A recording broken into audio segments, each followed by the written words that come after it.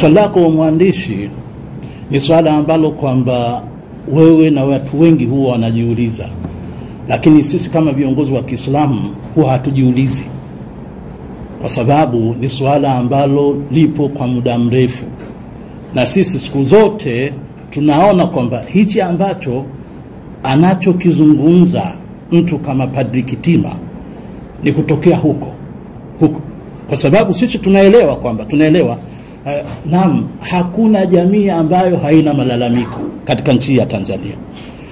Hakuna jamii kama jamii yenye malalamiko mengi kama jamii ya Kiislamu. Lakini tulipoona viashiria vya kuvunjika amani, sisi Waislamu pamoja tuna mambo mengi sana. Wakati mwingine sisi huwa tunazozana na serikali kwa jamani hili, serikali inatuambia hivi, tunarudi tunahimiza amani. Sasa hawa wenzetu ambao mara nyingi sana huwa kwa namna wanavyofanya, wana watu ambao wapo ndani ya serikali. Hawa watu ambao wapo ndani ya serikali ndio mara nyingi sana huwa wanawapa nguvu hawa kuhakikisha kwamba wanafanya yale wanayotaka, na ndio maana wanapata nguvu ya kufanya chochote, ya kutaka lolote.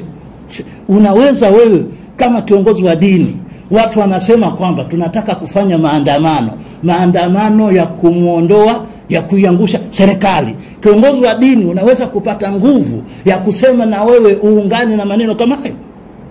Hivi kama maneno kama hayo anayazungumza kama Ibrahim Ghulam leo hii anayazungumza, atabaki Ibrahim Ghulam huyu?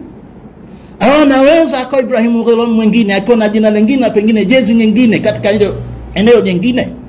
Sasa hivi vitu hivi ambavyo kwamba vipo, tunahofu kwamba idadi, kwa sababu sisi tunapokuja kuangalia, tunaangalia leo hii vyama vya kisiasa vinapeleka wagombea wa vyama kwenye uchaguzi.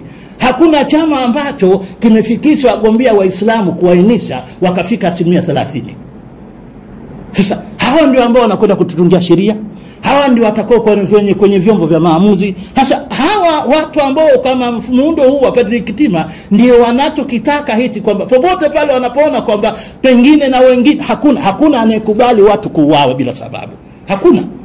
Hakuna asiyepinga kwamba watu waliotenda makosa ufanyike uchunguzi, ujulikane, na aliyefanya makosa wajibike. Hakuna anayepinga hicho. Lakini tunachokipinga ni kufika mahala ambapo kwamba sasa tunataka badala ya yale yaliyotokea, tunataka kuongeza mengine ili kwa ajili ya maslahi yetu ya kisiasa katika vikundi vyetu, ima vya kidini au vya kimadhehebu. Sasa haya yanawezekana kwamba kabisa kwamba kwa sababu hawa watu wanajihisi kwamba ni raia daraja ya kwanza, ndio maana wale watu baadhi ya waliopo kwenye madaraka wanapozungumza basi huwa hawana la kuzungumza. Tunataka serikali ijue kwamba ikiwa ni serikali, basi ni serikali ya wananchi wote, na nchi hii ya Tanzania haina raia wa daraja la kwanza, daraja la pili na daraja la tatu. Watanzania wote ni lazima wawe ni Watanzania daraja moja. Na tunataka huku na kukwenda kwenye maradhiano kufika mahala kila eneo ambalo leo hii tuna mahesabu haya kwamba serikali inatoa matrilioni ya fedha kila mwaka kuyapa makanisa ili waendeshe. Si kwa maana hizo hospitali zinatoa huduma bure, hapana.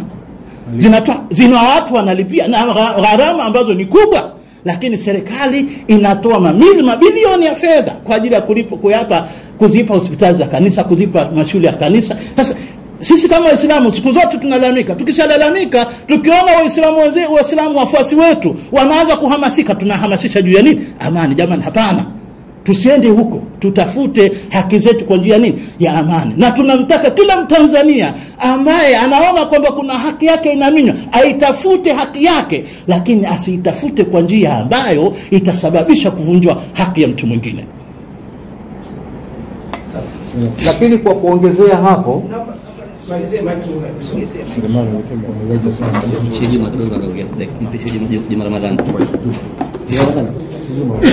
kuongezea hapo, aliyoyasema Amir, nadhani ukweli wa historia katika nchi hii uko wazi kuonekana jinsi Waislamu walivyokuwa wakidhulumiwa haki zao. Kama hawa ni wadau wa haki, mbona hawajawahi kuwasemea Waislamu? hata siku moja, lakini hili wamelivalia njuga. Kuna nini nyuma ya pazia?